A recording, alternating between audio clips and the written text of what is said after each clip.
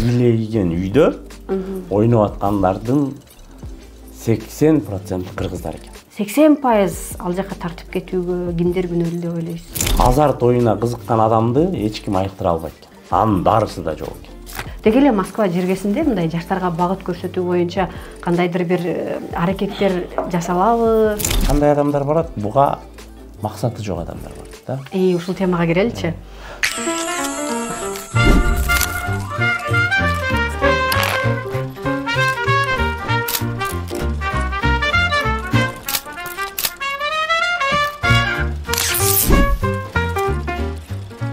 Москвадан салам жолдойбуз. Сиздер көрүп жаткан чет элде долбоору аны алып барып, мен Жылдыз Капарова.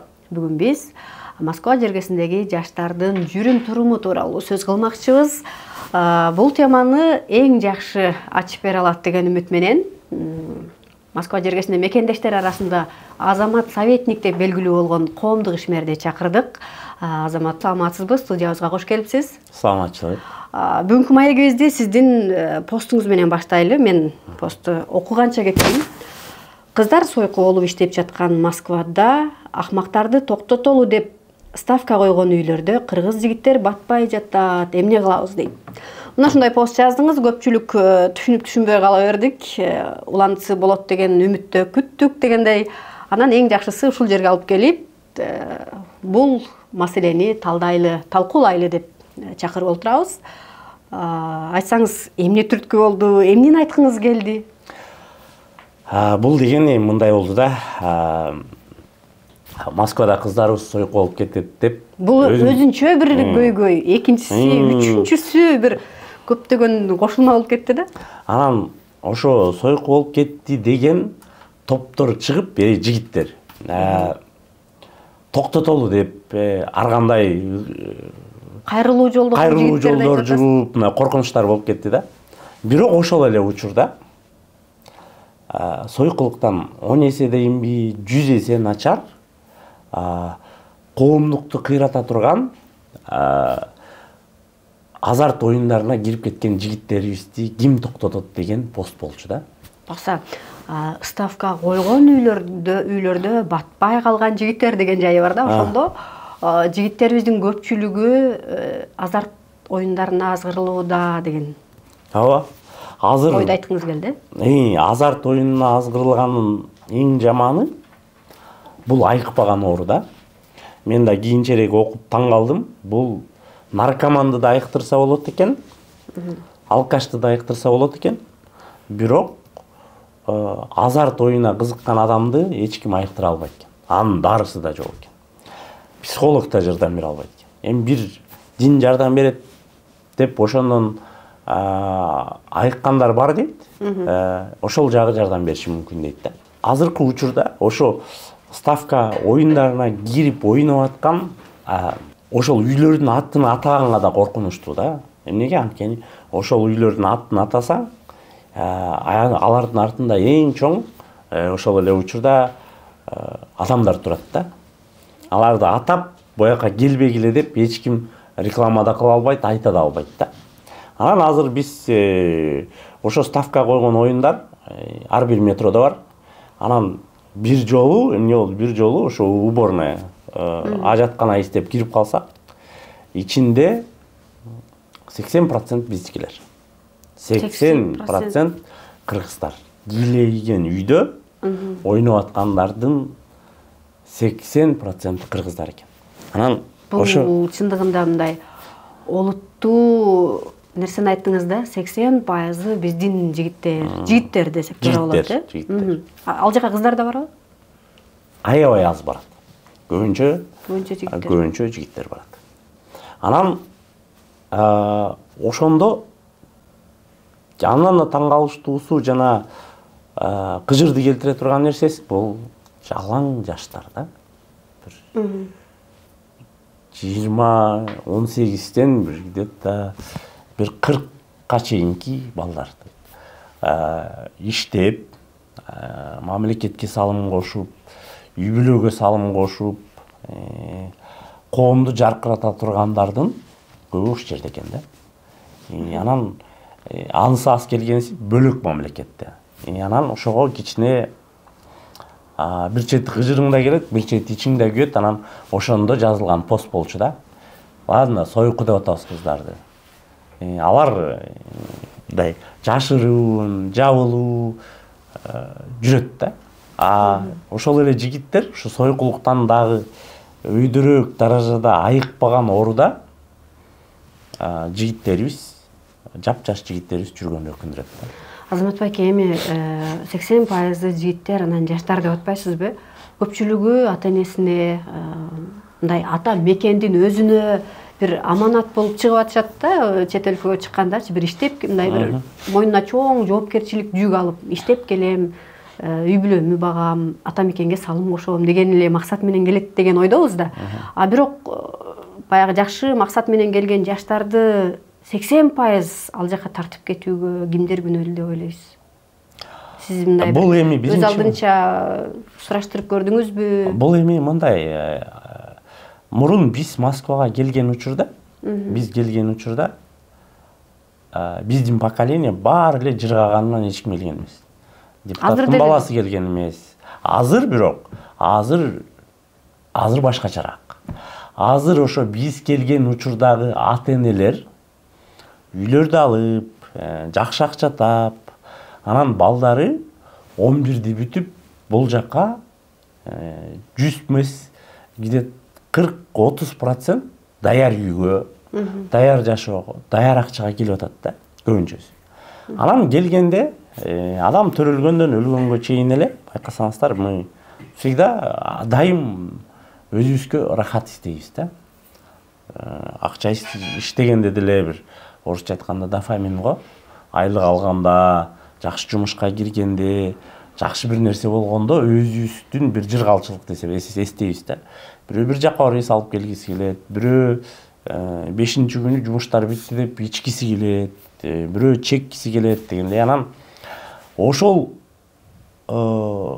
даражага жетип калган үй бүлөлөр анан чоң шаарда эмне кылат?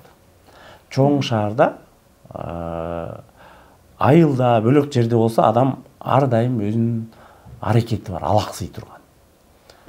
Өзүнүн жумушу бар. Чоң шаарда бир комнатта адам тажайт. Эс ала турган. Бул балким тажагандан деле эмес, бир оңой акча табууну издеген амалдыр.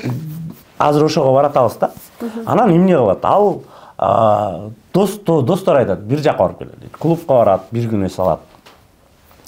Анан тажайт. Дагы бир жактарга барат, буга барат, боулингке барат. Анан кимдир бирөө доз эле, ошол эле доз айтат, жүрү, буяка кирип турабыз. Аяка кирип турганда эмне? Биринчиден жылуу. Экинчиден аякта чай, кофе, печенье, дагы бирдемеси бекер. Ичине кирдиң, сен ойноп атканда сага баары бекер. Анан ал кызык. Үчүнчүдөн Кудай бизди жаратканда эле, адамды жаратканда эле ошо сүйгөндү, күлгөндү, жыргаганды, ач көздүктү, адепсиздикти жараткан учурда эле ошо азартты да жараткан да, ар бирибизге салып койгон. Азарт ар бирибиздин башыбызда бар. Байкасаңыздар, бирөө менен ойногондо ар дайым адам уткусу келе берет да. Балаң менен ойносоң да уткуң келе берет. Анан ошол киргенде адам биринчи өзү билбейт. Билбейт, жөн эле досу менен кирет, ойноп көрөт. Анан машинаны уткун келет да. Бирок машина адам эмес, ал өзүнүн коэффициенти бар. 1000 жолу уткандан кийин бир жолу утуш берет да. Бериши мүмкүн. Бериши мүмкүн, то есть вероятно. Эмнеге берип коет, анткени тиги киши кайра келиш керек. Бирок ал киши уткандан кийин деле болгон утканы ошол акчаны ошол жака салат да. Анан ставканын азарттын бөлөк жагы, эң жаман жагы бар. Ал клубтан бийлеп атып адам тажап кетиши мүмкүн да. Боулингден ойноп тажап кетесиң да. Бирок азарттан адам тажабайт экен да. Азарт ойногон сайын дагы ойногон келет. Анан ошентип бир эле киши, бир эле бала 10 баланы алып келип коюшу мүмкүн. 10 баланы орусча айтканда зависимый кылып коет ошо. Анан 10 бала дагы 10 алып келет. Ошентип азыр бул жакта не только акчасы барлар эмес, ичине кирсең акчасы түгөнүп калган балдар, эштен кирген балдарды тосуп алып ставкага койгузуп, анан ошондон жаргон сөз бар, чотур деп коет да. Утса андан 500 1000 алып, чотур алып кайра ошол жакта кечке аңдып отургандар бар. Акчасы жок, эчтекеси жок, бирок эштен келген кишини аңдып отурат да. Кыргыз кирип калса, о, салам алейкум, чай ич, оюнду ойно, моога кой, тиге кой деп турушат да. Анан жаңы келген киши билбей ошолордун азартына кирип кетет дагы, болду, анан ал ошол жакта калып калат. Азаматбек, сиз бир эле жолу кирип, баягы 80% биздин жаштар экендигин бир эле жолу көрдүңүзбү же бир нече булактар сизге мындай тастыктадыбы? Биз социальный сетте, тармакта көп активный жүргөн үчүн көбүнчө ата-энелер кайрылгандар бар. Биздин балабыз, жээнибиз, анан буга чейин дагы, калп айтпасам, мурун казинолор запрет эмес болчу Россияда. Ар бир метродон чыкканда бар эле ошо оюндар. Ошондо өзүмдүн эле жакын тааныштарым тапкан, стройкада иштейбиз, тапкан ташыганын бүт ошол жака коротчу эле да. Бүт ошол жака короткондор бар, ошолорду көргөм. Анан аларды Кудай жалгап жапты, Кыргызстанда дагы. Анан негизи кыргыздар өзүбүз ушу азарт, сетевой маркетинг, азарт, эпчилирээк эле мондай немеге жакшы жагына дагы, жаман жагына дагы бизге, мен айта берем, кыргыздарга жыттатып эле койсоң, рецебин өзү билип алат деп. Анысы кандай, бизге бир нерсени көрсөтпөй эле кой, айтып эле койсоң, өзүбүз таба алабыз да. Анан ошону алар жабылганда көп Кудай жалгап кыргыздар ойнобой жакшы болуп калган. Жок танкем ойнойт. Тилекке каршы Кыргызстанда кайра ачылып атты. Анан Кыргызстанда ачылганы аябай өкүнүчтүү, биринчиден. Экинчиден болбой эле азыр ставка койгон үйлөр бар. Алар жабылган жок. Анткени ал жакта казинодой болуп автоматта ойнобойсуң. Ал жакта болгону футболго, кишилерге, мушташка, дүйнөдө канча спорт түрү болсо, ошо спорт түрүнө кое берет да. Анан койгондо дагы анын өзүнүн аябай кызыктуу нерселери бар. Например, футбол ойноп атканда 2 угловой деп коюп койсоң болот. Ал жактын эрежелерин айтып, биз тескерисинче реклама кылбай эле коелу. Бирок анан ошол кызыктуу нерселер адамды өзүнө тартып алат. Анан көбүнчө буга кандай адамдар барат? Буга максаты жок адамдар барат да. Ушул темага киреличи. Максат жок, эмнеге максат жок болуп калды? Көп адамда азыр орусча айтканда бессознательно жашайбыз. Эмнеге бессознательно жашайбыз дегенде, сознанияны толугу менен биздин TikTok социальный сет алып койгон. Биз өзүбүз ойлонуп атабыз деп ойлонобуз, бирок полностью жеген тамагыбыз дагы азыр байкасаңар, соц тармакта эмне жеп атса ошого жанталашып калды да.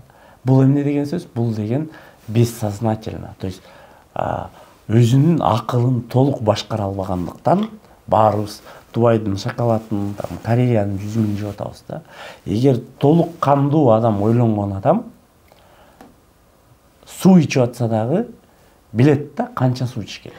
Демек, өзүнүн максаты жок, мынча жылда, мынча айда мындай максатым ишке ашырышым керек же мынча акча топтошум керек деген максаты жок. Рынок, TikTok эмнени сунуштаган болсо, ошону менен баратат көпчүлүк жаштар. Көпчүлүк жаштар ошону менен барат. Бирок эми чет өлкөдө чындап эле максат коюп, ага жетип, ар бир максат менен келсе керек деген үмүттөбүз. Максатка жетип, максат коюп, аны ишке ашыруу кыйынбы? Жеке өзүңүздүн мисалыңызда сиз канча жашыңызда келгенсиз Москвага? Анан кантип өзүңүзгө максат койдуңуз эле?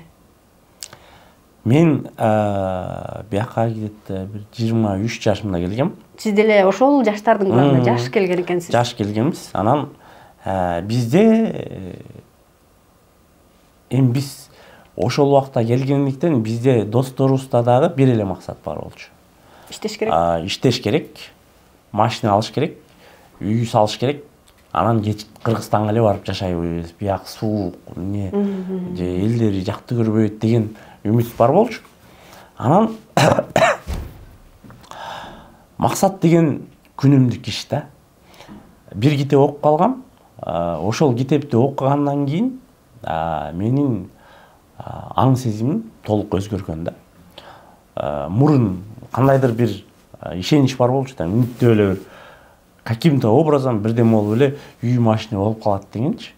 Анан ошо китепти окуганда күнүмдүк иш, күнүмдүк, бир күндүк эмес, бирөөнөн үмүттөтүү эмес, күнүмдүк иш гана жыйынтык алып келет дегенчи. Бая шаг за шагом тепкине басып Күнүмдүк иш да. Мен дагы айтам, бир күн спорт клубка барып койгондорго ишенбейм. Бир күн ажыга барып келип койгондорго же бирдеме кылып койгондорго ишенбейм да. Мен ишенем 5 маал намазын күндө окуган адамга ишенем да. Вот этот ушул адам жолдон чыкпайт. Ыйманын сактап жүрөт. Анан бир жумушту болбосо да кылып аткан адамга ишенем да. Анан Москвада тияққа секирип, бияққа секирип, бир жумушка иштеп, анан бияктын айлыгы аз экен, тияққа деп жүргөндөрдү көрсөңөр 5 жыл, 10 жылдан бери ошентип жүрөт да. То есть, ошон үчүн мен да ошондой ойлогом. Бир жерден жыйынтык чыгарыш керек деп. Келгенде ошо стройкада иштегем. Ошол жыйынтыкта түшүндүм, алган айлыктын сөзсүз түрдө кандайдыр бир капиталы сенин мечтаңа бөлүнүш керек. Кандайдыр бир капитал, 10% болобу, 20-сы, 30-сы, колуңан келсе 90-ын бөлүп, ону жашаганга жетсечи.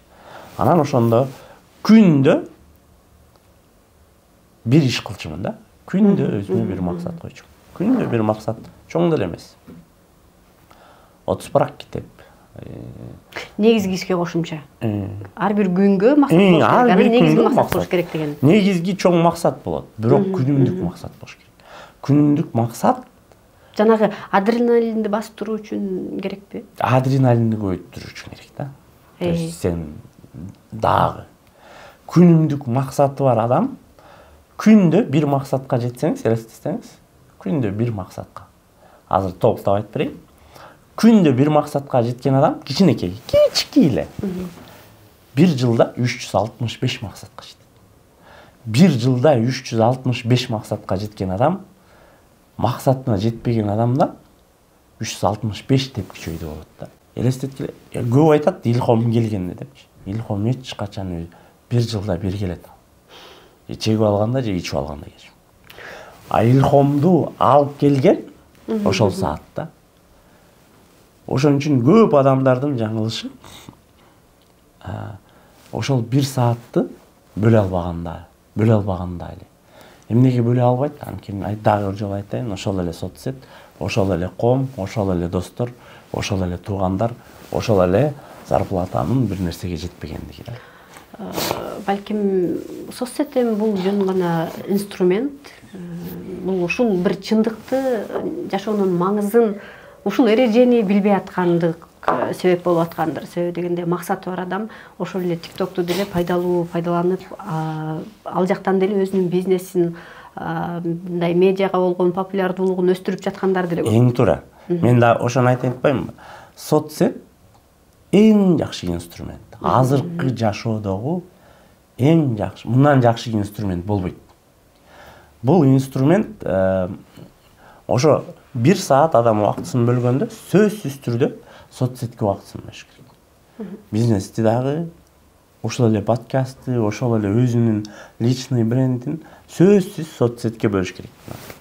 Эми коомдук агым ошол болуп атат, чындыгында көпчүлүк ошондой эле бессознательный жашоого өтүп атабыз. Бирок күчтүүнүн күчтүүсү, мыктынын мыктысы, бүгүн сиз айткан кеңештерди эске алат деген ойдобуз. Анткени аябай жакшы кеңештер айтылды.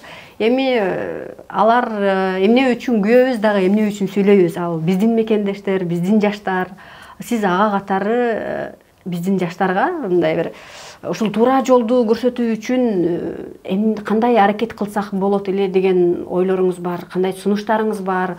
Деги эле Москва жергесинде мындай жаштарга багыт көрсөтүү боюнча кандайдыр бир аракеттер жасалабы? Себеби дегенде мамлекет өзү менен өзү дебейм, бирок эми мамлекеттин ичинде кайнап жатат да. Бардык идеология дагы, аракеттер дагы. Бирок окууну бүтүп эле чет өлкөгө чыгып кеткен, айрыкча Москва жергесиндеги мекендештер көп. Бул жакта алардын бир руханий өсүүсүнө кимдир бирөө көңүл буруп атабы? Азыр мындай болуп калбады. Азыр баланы деле көбүнчө тарбия ошо телефон болуп калды да, соцсеть.